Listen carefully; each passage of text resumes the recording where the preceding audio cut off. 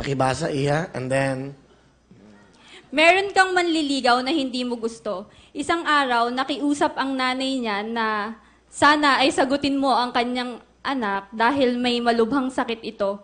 Gusto ni nanay maging masaya ang anak niya sa mga huling sandali ng buhay mo. Niya. Ano ang gagawin mo? uy, maganda tong mga tanong na to.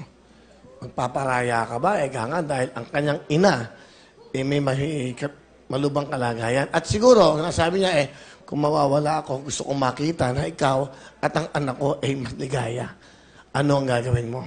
Siguro sa akin, kung may sakit na yung tao, syempre gusto ko ding makatulong. Gusto kong makapagpaligaya ng tao kung yun na yung last breath niya, di ba? Yung parang kung mas maganda kasi kung magbibigay ka ng kaligayahan sa ibang tao. Kahit na panghuli na yung kaligayahan mo, okay lang. Basta makita lang na masaya yung ibang tao na ikaw yung dahilan. So, pero mahirap lang kasi alam mo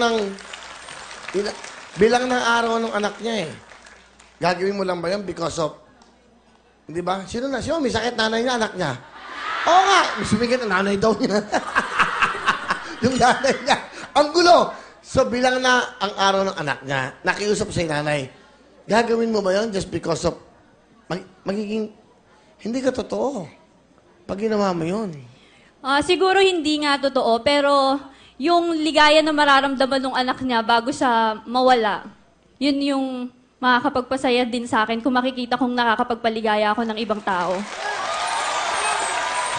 Bravo. Very well said. Thank you so much, Carlette. Margine Agapito. Thank you, Carlette. Galing, Oh. Next we have Antoinette Claudio. Magmula po sa TV Albay. Wow. Hi, Antoinette. Bumati ka muna. Hi, Will. Binabati ko kung pala lahat ng manonood sa loob at labas ng bansa, lalo pa sa mga kababayan ko sa Bicol, maraming nabanggi sa Indugabos, sa mga relatives ko, friends, hello po. At saka kay Mami Jed, hello. Pili ka ng tanong, pakisagot na lang kung sakali. Pakibasa. Meron kang boyfriend na medyo may kaya sa buhay. Isang araw, nalaman mo na inutangan pala siya at hinihingaan ng kung ano-ano ng pamilya mo.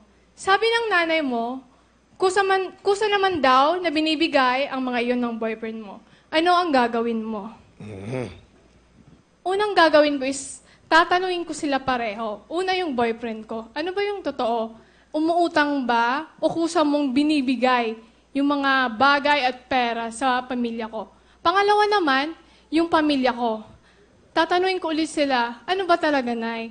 Inuutangan o kusang binibigay?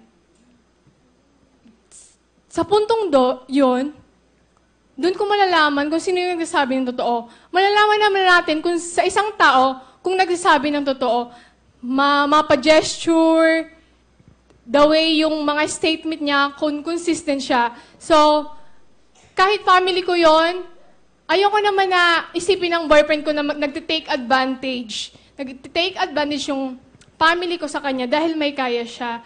Ganun yung gagawin ko. At naniniwala po ako na ang aking kasagutan ay nagsimula sa kaibuturan ng aking isip at puso na pawang katotohanan lang at walang kinikilingan. Salamat! Thank you very much, Antoinette Claudio. Thank you, Antoinette. Next we have, from North Saragay, Bulacan, mga taga Bulacan, Connie Ruth Centeno. Hi, Connie. Bati ka muna. Hi, Will. Magandang gabi po sa inyong lahat. Sa mama at papa ko na nasa bahay. Hi, mga pa-artista na ako. Sa mga ka-crewmates ko, mga managers ko, 496 family. Hi, and sa mga classmate ko, prof ko, sa Colegio de San Gabriel Arcangel. Yan, hello. Sito yung tanong mo, pakibasa. Dito ka. Sa gitna. Yan, go. Nalaman mo na sa monthly finals ng Gandang Filipina ay isa si Ariela sa mga judges. Ang kaso, meron siyang naging boyfriend noon na iniwan siya para sa iyo. Anong gagawin mo kung nalaman mo na dinaramdam pa rin pala ni Ariela ang mga nangyari sa inyo? Miss Ariela, sa judges sa monthly finals, at nagkaroon kami iniwan siya ng boyfriend niya para sa akin. Para po sa akin, okay lang po yun. Okay lang kung ano maging desisyon o resulta. Basta alam ko sa sarili ko, alam ng Diyos natin na ginawa ko ang lahat ng makakaya ko para lang manalo sa gandang Filipina. Thank you very much, Connie Ruth Santana. Thank you very much, beautiful ladies. There you have it, everyone. Okay, ayun na po sila. First, we have Carlette Margin Capito from Santa Rosa, Nueva Ecija. Second contestant is Antoinette Claudio from TV Albay. And third contestant is Connie Ruth Centeno from North Saragay, Bulacan. Here we go. Sino kaya ang ating winner for today sa ating kandang Pilipina to receive 10,000 cash?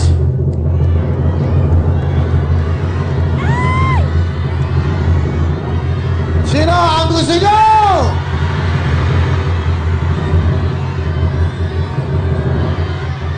So winner for today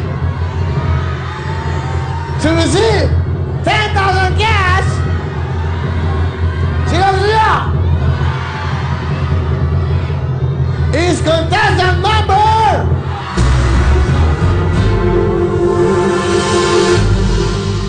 contestant number 1.